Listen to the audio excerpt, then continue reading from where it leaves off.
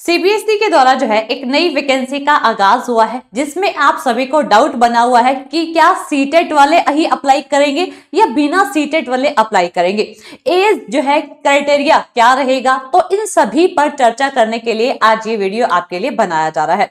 तो देखिए, सबसे पहले यहाँ पर मैं आपको बता दूं, ये सीबीएसई बोर्ड में जो आपका ministry of education government of India के अंतर्गत आता है, इसमें आपकी वैकेंसी 2 दिसंबर को अनाउंस हो चुकी थी, जैसा कि मैंने आपको लास्ट वीडियो में बता दिया था। तो ये वैकेंसी जो है आपकी असिस्टेंट सेक्रेटरी की रहने वाली है, असिस्टेंट डायरेक्टर एकेडमिक्स की रहने वाली है, असिस्टेंट डायरेक्टर ट्रेनिंग की रहने वाली है, असिस्टेंट प्रोफेसर जो कि आपके स्किल एजुकेशन में है इनके लिए रहने वाली है, अकाउंट्स ऑफिसर की रहेगी, सुप्रीडेंट की रहेगी, जूनियर ट्रांसलेशन की रहेगी और जूनियर अकाउंटेंट की रहने वाली है। ठीक है, तो इसमें जो है आपकी क्वालिफिकेशन क्या होने चाहिए, एज लिमिट क्या होने चाहिए, इसके बारे में हम चर्चा करने वाले हैं। इससे पहले मैं आपको बता दूं कि इसकी यहाँ पर जो है फॉर्म फिलअप की प्रक्रिया कब से शुरू हो रही है। 2 दिसंबर से जो है फॉर्म की प्रक्रिया शुरू हो चुकी है। 2 तारीख को ही नोटिफिकेशन जारी हुआ था और 2 तारीख से ही फॉर्म फिलअप की प्रक्रिया शुरू हो चुकी है और ये आपकी 22/12/2025 तक रहने वाली है। 20 दिन का समय यहाँ पर फॉर्म फिलअप के लिए दिया गया है। तो जो बच्चे एलिजिबल हों यहाँ पर जरूर अप्लाई कीजिएगा, काफी अच्छी वैकेंसी है। और यहाँ पर कैसे पैटर्न रहेगा इसको भी हम समझ लेते हैं। सबसे पहले जो है आपकी एग्जामिनेशन फी की बात कर लूं तो यहाँ पर जो SC, ST, PWD जो यहाँ पर एक सर्विसमैन और वुमेन्स हैं, जो कि पहले से ही सर्विसमैन हैं, जो ग्रुप A में हो, चाहे ग्रुप B हो, चाहे ग्रुप C में हो, तो सभी के लिए प्रोसेसिंग फी 250 लगने वाली है। यहाँ पर टोटल फी 250 ही रहेगी, सभी के लिए 250 ही रहेगी। यहाँ पर एप्लीकेशन फी उनके लिए कोई भी चार्ज नहीं लिया जाएगा। फिर यहाँ पर जो है अनरिजर्व कैटेगरी में आते हैं, ओबीसी में आते हैं, ईडब्ल्यूएस में आते हैं। तो तीनों ही लेवल में, यानी कि ग्रुप ए हो, ग्रुप बी की हो, चाहे ग्रुप सी की हो, तो यहाँ पर एप्लीकेशन फी भी लगेगी। ग्रुप ए वालों के लिए 1500 रहने वाली है, ग्रुप बी के लिए 800 रुपए रहने वाली है, ग्रुप सी के लिए 800 रुपए रहने वाली है। और प्रोसेसिंग फी यहाँ पर जो है 250 तीनों में ही काउंट होगा और टोटल मिलाकर जो है ये आपका रहने वाला है। तो ये आपकी जो है फी रहेगी फॉर्म फिलअप के लिए। फिर यहाँ पर असिस्टेंट सेक्रेटरी की बात करें तो एग्जाम पैटर्न क्या रहेगा। एग्जाम पैटर्न देखिए बहुत ही आसान एग्जाम पैटर्न है। यहाँ पर देखिए सबसे पहले आपकी करंट अफेयर और जनरल अवेयरनेस पूछी जाएगी।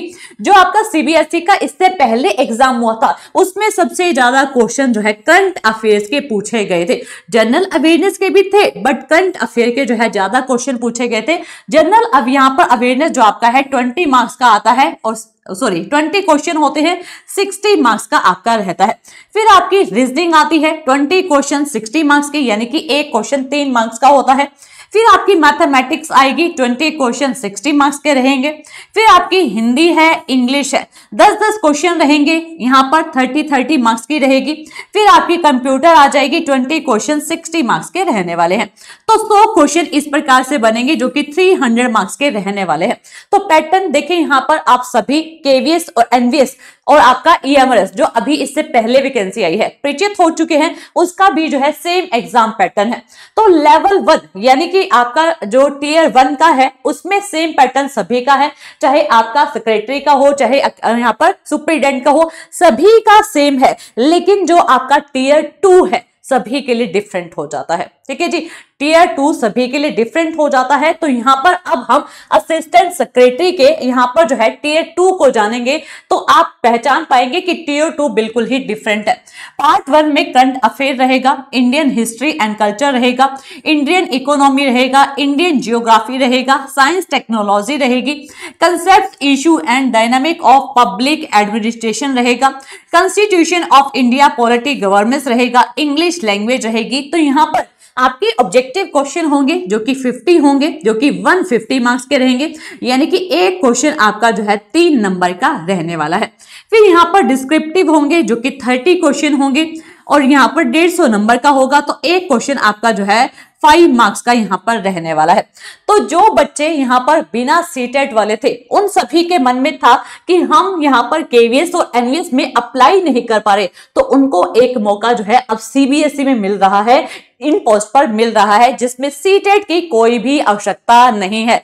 बिना सीट ही यहाँ पर सीटेट के आप इन वैकेंसीज में अप्लाई कर पाएंगे। तो जो बच्चे केवीएस एनवीएस में अप्लाई नहीं कर पाए थे, जिनका सीटेट क्वालिफाई नहीं था, वो सीबीएसई वाली पोस्ट में अप्लाई कर सकते हैं। बाकी बच्चे भी कर सकते हैं जिन्होंने उन पोस्ट में भी कर दिया है, ठीक है, क्योंकि काफी इजी लेवल रहेगा आप सभी के लिए। तो यहाँ पर आप अप्लाई जरूर कीजिएगा, क्या पता कहां पर जो है आपका चांस बन जाए, कहां पर आपको एक सीट मिल जाए। आपको तो एक ही सीट चाहिए ना, तो एक सीट के लिए आपको कहीं पर भी मौका मिल सकता है, तो अप्लाई जरूर कीजिए। फिर ये अब आपने देखा, फिर यहाँ पर इसके बाद इंटरव्यू रहता है। अब यहाँ पर देखेंगे असिस्टेंट प्रोफेसर, यहाँ पर जो academics training and skill education के लिए रहता है। तो सेम पैटर्न यहाँ पर टीयर 1 में जो है सेम पैटर्न रहेगा, 300 मार्क्स का आपका एग्जाम होगा। टीयर 2 यहाँ पर अब थोड़ा सा डिफरेंट हो चुका है, ठीक है। टीयर 2 में क्या रहेगा, करंट अफेयर्स रहेगा, जनरल स्टडीज रहेगी, क्वांटिटेटिव एंड रीजनिंग रहेगी, एनईपी और एनसीएफ यहाँ पर रहने वाला है। Perspective of education and leadership वाला जो इसमें पार्ट रहता है, तो वो आपका एनईपी एनसीएफ उसमें से जो है पूछा जा रहा है, काफी इंपॉर्टेंट है, जो मेरे द्वारा आपको कवर करवाया जाएगा। एजुकेशन सिस्टम्स यहाँ पर आपको करवाया जाएगा। तो यहाँ पर ऑब्जेक्टिव टाइप क्वेश्चन देखें तो 110 क्वेश्चन होंगे, 110 नंबर के यहाँ पर रहने वाले हैं। फिर डिस्क्रिप्टिव देखें तो 6 क्वेश्चन होंगे जो कि 60 मार्क्स के आपके रहने वाले हैं। तो काफी अच्छा यहाँ पर जो है टीयर 2 के बारे में दिया गया है। फिर देखिएगा अकाउंट्स ऑफिसर की बात करें तो पार्ट यहाँ पर टीयर 1 सेम ही रहेगा। यहाँ पर कंप्यूटर और ऐड कर लीजिएगा, इस पेज में कट हो गया है, ठीक है। तो यहाँ पर जो है आपका 300 मार्क्स से ही ये आपका टीयर 1 रहने वाला है। फिर इसमें यहाँ पर टीयर 2 की बात करें तो पार्ट 1 में कॉमर्स हो गया, बिजनेस स्टडीज होगी, इकोनॉमिक्स होगी, अकाउंटिंग होगी। तो जिन बच्चों ने जो है इकोनॉमिक्स, अकाउंटिंग ये सब पढ़ा है आपकी ग्रेजुएशन में, वो अप्लाई यहाँ पर कर पाएंगे, ठीक है, 12th और ग्रेजुएशन में। फिर आपका करंट अफेयर्स हो गया, जनरल स्टडीज होगी, जनरल अवेयरनेस होगी, कॉन्स्टिट्यूशन ऑफ इंडिया होगी, पॉलिटी होगी। तो ये जो है पॉलिटिक्स और आपका इकोनॉमिक्स और अकाउंटिंग वाला पार्ट इसमें रहने वाला है। और यहाँ पर ऐसे राइटिंग हिंदी और इंग्लिश में रहने वाला है, जिसमें 50 क्वेश्चन आपके जो है क्या होंगे, ऑब्जेक्टिव टाइप होंगे, 150 मार्क्स के होंगे। फिर आपके डिस्क्रिप्टिव जो है 26 क्वेश्चन होंगे जो कि 150 मार्क्स के रहने वाले हैं, ठीक है। तो ये लेवल जो है थोड़ा सा चेंज हो जाता है टीयर 2 का। फिर देखिए सुपरिटेंडेंट का, यहाँ पर जो है टीयर 1 सभी का सेम है, सभी को सेम पेपर देना है। फिर टीयर 2 में देखिए यहाँ पर जो है करंट अफेयर्स हो जाएगी, Indian history and culture, Indian economy, Indian geography, science and technology, concept, issue and dynamic of public administration. फिर आपका कॉन्स्टिट्यूशन ऑफ इंडिया, पॉलिटी और गवर्नेंस आ गया, और आपकी इंग्लिश लैंग्वेज आ जाती है, जिसमें 50 क्वेश्चन ऑब्जेक्टिव होंगे जो कि 150 मार्क्स के रहने वाले हैं। 30 क्वेश्चन डिस्क्रिप्टिव होंगे, यहाँ पर 150 मार्क्स के रहने वाले हैं, ठीक है। तो ये तो रहा आपका पैटर्न। अब यहाँ पर देखिएगा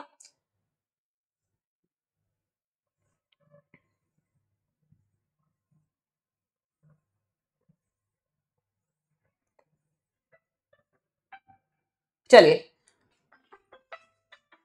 1 मिनट रुकिएगा, चलिए यहाँ पर देखिएगा। फिर इसके बारे में थोड़ा सा जानते हैं कि किन किन पोस्ट में जो है आपका क्या क्या इंक्लूड होगा, यानी कि जो आपकी लिस्ट जाएगी वो किन पर आधारित जाएगी, टीयर 1 पर जाएगी या टीयर 2 पर जाएगी या फिर इंटरव्यू पर जाएगी। तो इन सब चीजों को हम देख लेते हैं, समझ लेते हैं।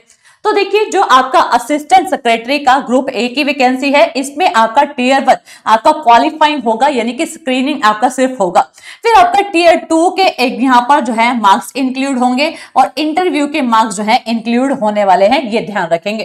फिर असिस्टेंट प्रोफेसर आपकी जो है डायरेक्टर होगी, एकेडमिक्स की होगी, ट्रेनिंग्स की होगी, इसमें जो है आपका ये क्या होगा, क्वालिफाई होगा, ठीक है। ये आपका क्वालिफाइंग एग्जाम होगा, इसमें टीयर 2 इंक्लूड होगा और आपका इंटरव्यू जो है इंक्लूड रहने वाला है, यानी कि इनके मार्क्स आपके इंक्लूड रहने वाले हैं। फिर आपके अकाउंट्स ऑफिसर का होगा, तो इसमें भी आपका ये क्वालिफाइंग है, इसमें आपके टीयर 2 के मार्क्स ऐड होंगे और आपका इंटरव्यू के मार्क्स जो है ऐड होने वाले हैं।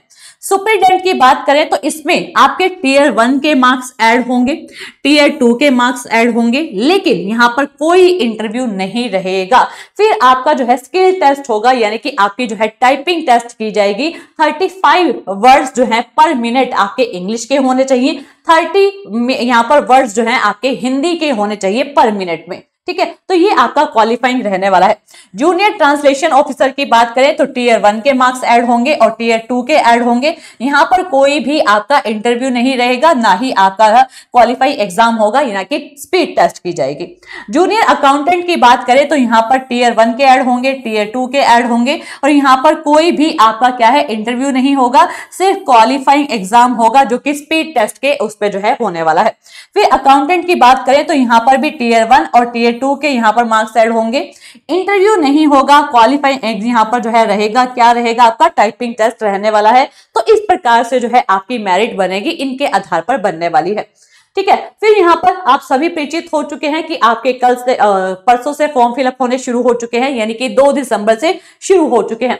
तो इनके लिए आपके पास क्या क्या होने चाहिए, सीटेट की नीड नहीं है, लेकिन असिस्टेंट सेक्रेटरी के लिए आपकी ग्रेजुएशन होनी चाहिए, 1-2 दोनों के लिए। असिस्टेंट प्रोफेसर के लिए ग्रेजुएशन और पोस्ट ग्रेजुएशन होनी चाहिए। Assistant professor, assistant director training वाले के लिए, ये आपका अकेडमिक वाला था, ये आपका ट्रेनिंग वाला है, इसमें आपकी ग्रेजुएशन और पोस्ट ग्रेजुएशन होनी चाहिए। फिर आपकी assistant professor and assistant director skill education के लिए ग्रेजुएशन और पोस्ट ग्रेजुएशन होनी चाहिए। फिर आपकी अकाउंट्स ऑफिसर की बात करें तो यहां पर दोनों में ग्रेजुएशन होनी चाहिए। सुपरिटेंडेंट की बात करें तो सीनियर, सेकेंडरी और ग्रेजुएशन होनी चाहिए। जूनियर ट्रांसलेशन ऑफिसर की बात करें तो ग्रेजुएशन और पोस्ट ग्रेजुएशन होनी चाहिए। जूनियर अकाउंटेंट की बात करें तो सेकेंडरी और सीनियर सेकेंडरी का आपके पास डिग्री होनी चाहिए और जूनियर असिस्टेंट की बात करें तो सेकेंडरी और सीनियर सेकेंडरी की आपके पास होनी चाहिए, तभी आप अप्लाई कर पाएंगे। एज क्राइटेरिया की बात कर ली जाए तो यहां पर देखिएगा, एज क्राइटेरिया में आप सभी को दिखा देती हूं। ये तो रहा आपका एज रिलैक्सेशन को लेकर कि आपको जो है एज रिलैक्सेशन मिल जाएगा। कितना मिलेगा, एससी एसटी कैटेगरी की बात करें तो 5 साल का, ओबीसी यहां पर सेंट्रल लिस्ट के अकॉर्डिंग 3 साल का मिलने वाला है। पीडब्ल्यूडी जो कि अनरिजर्व में आते हैं, इंक्लूडेड वुमेन, इनमें जो है 10 साल का मिलेगा। PWD OBC NCL central list में आते हैं, उनको 13 साल का मिलेगा। PWD SC ST included women, इनको 15 साल का रिलैक्सेशन मिल जाएगा। और जो एक्स सर्विस मैन है, इनको जो है ग्रुप ए चाहे ग्रुप बी हो चाहे ग्रुप सी हो, इनको 5 साल का रिलैक्सेशन यहां पर मिल जाएगा। और वुमेन्स की बात करें तो यहां पर 10 साल का रिलैक्सेशन उन्हें मिल जाता है, ठीक है जी, 10 साल का रिलैक्सेशन यहां पर मिल जाता है। आगे बात करते हैं यहां पर हम, चलिए तो यहां पर अब हम एज की बात कर लेते हैं। एज की बात देखें तो असिस्टेंट सेक्रेटरी की यहां पर 35 ईयर्स होनी चाहिए। बाकी आपको उस एज वाइज जो है, सॉरी यहां पर आपकी कैटेगरी वाइज जो है एज रिलैक्सेशन दे दिया गया है, जैसा कि मैंने आपको बताया है, ठीक है। तो यहाँ पर असिस्टेंट प्रोफेसर की बात करें तो यहाँ पर जो है आपकी एज लिमिट कितनी है, सिर्फ 30 एज दी गई है। यहाँ पर एज जो है काफी कम है आपकी असिस्टेंट प्रोफेसर के लिए, बट 30 दी गई है। कैटेगरी वाइज आप जो है रिलैक्सेशन ऐड कर लेंगे। यहाँ पर देखिएगा, एसेंशियल में आपकी पोस्ट ग्रेजुएशन की डिग्री होनी चाहिए, 55% मार्क्स के साथ होनी चाहिए। डिजायरेबल में आपकी जो है दिया गया है बीएड होनी चाहिए, नेट होना चाहिए, आपका यहाँ पर जीआरएफ होनी चाहिए और आपकी डॉक्टरेट डिग्री होनी चाहिए, यानी कि पीएचडी आपकी होनी चाहिए। ये क्या है, डिजायरेबल है, यानी कि कंपल्सरी नहीं है तो आप इसमें इंक्लूड कर देंगे, वरना आपको पोस्ट ग्रेजुएशन 55% मार्क्स वाली जो है ऐड करनी है। ये आपके लिए एसेंशियल फॉर्म में रहने वाली है, ठीक है जी। चलिए अब आगे देखिएगा, यहां पर अकाउंट्स ऑफिसर की बात करें यहां पर तो आपकी जो है एज लिमिट क्या रहेगी, तो 35 एज लिमिट यहां पर रहने वाली है। बैचलर डिग्री आपके पास होनी चाहिए, ये आपके लिए मस्ट है। तो यहां पर सुपरिटेंडेंट की बात करें तो यहां पर एज 30 है, जिसपे बैचलर डिग्री आपकी होनी चाहिए, ठीक है। और आपकी टाइपिंग स्पीड चेक की जाएगी, ये मैंने आपको बता ही दिया है। आगे देखेंगे यहाँ पर जूनियर ट्रांसलेशन ऑफिसर की बात करें तो यहाँ पर आपकी एज लिमिट 30 दी गई है। इसमें भी आपका क्या है, टाइपिंग टेस्ट होगा, ठीक है, तो ये आपको ध्यान रखना है। तो कहने का अर्थात ये है कि सीटेट की नीड यहाँ पर नहीं है, सीटेट की आवश्यकता यहाँ पर नहीं है। तो जो अभ्यर्थी सीटेट के उसमें जो है अपना फॉर्म फिलअप नहीं कर पाया, चाहे एएमआरएस हो, चाहे केवीएस हो, चाहे एनवीएस हो, तो वो बच्चे यहाँ पर पूरी तरह से एलिजिबल हो जाते हैं, बिना सीटेट के एलिजिबल हो जाते हैं, ठीक है। तो वो अभ्यर्थी तो यहाँ पर जो है चांस को मिस ना करे, क्योंकि काफी कम पोस्ट हैं। कम पोस्ट को देखते हुए यहाँ पर फॉर्म फिलअप भी कम किए जाते हैं, तो आपका नंबर जो है आ सकता है। तो यहाँ पर जो है तैयारी के लिए बने रहें आप सभी टीचिंग मंत्रा पर। तैयारी आपकी जो है कंटिन्यू यहाँ पर करवाई जाएगी इस सिलेबस के अकॉर्डिंग, ये पैटर्न के अकॉर्डिंग। लास्ट ईयर क्या था, जो आपका सीबीएसई का पहले आया था उसमें आपका मैथमेटिक्स नहीं होता था, बाकी सारा सिलेबस डिफाइन किया गया था, लेकिन मैथमेटिक्स नहीं होता था। इस बार आपका मैथ भी ऐड कर दिया गया है, मैथमेटिक्स को भी ऐड कर दिया गया है। तो यहाँ पर सभी सब्जेक्ट की प्रिपरेशन आपको करवाई जाएगी टीचिंग मंत्रा चैनल पर। तो चैनल को सब्सक्राइब करना मत भूलिएगा, और यहाँ पर हर प्रकार की अपडेट आपको जो है इसके रिगार्डिंग दी जाएगी। तो चैनल को सब्सक्राइब कर लीजिएगा और तैयारी के लिए जो है बने रहिएगा टीचिंग मंत्रा यूट्यूब चैनल पर। धन्यवाद।